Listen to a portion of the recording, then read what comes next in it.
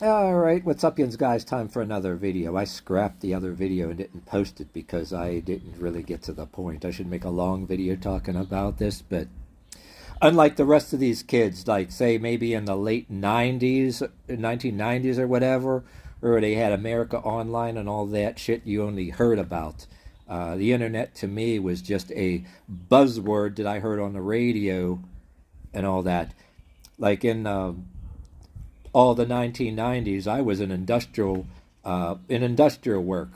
Uh, Got into industrial job, that was out of minimum wage. Where you get out of minimum wage because you went through like one of those agencies, because you get into the job because there was no shows and they bring these agencies in, and then you get on with the company and all that jazz. And then I thought 10 years or so later, I thought I'd have my fancy job forever. You got to go looking for jobs, right? And this was one of my things where I ended up deciding to go to college back in the early 2000s just to take some college course to learn how to use a computer. As compared to these kids that were already on fucking computers, was in their parents' house. You know what I mean? I'm actually getting hip to the idea that when you go look for a job, they're basically they give you shit when you go in there to get an application. Back then, like, their attitude was practically telling you, oh, the whole civilized world knows you go online and you go to our email address and blah blah blah.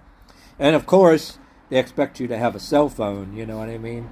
Even back in the days I'm talking about, I think they were just having BlackBerry out, didn't have these phones yet. You at least had to have a freaking flip phone before fucking BlackBerry and shit come out. You had AOL was still on. I didn't have any of that shit until.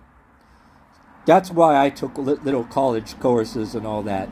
And now, like, that's why I scoff at these fucking smart-ass know-it-alls that on YouTube videos, whether it was the late Charlie Kirk or anybody, any conservative talking to people in university, these smart-ass kids. I'm like, that's what I come from.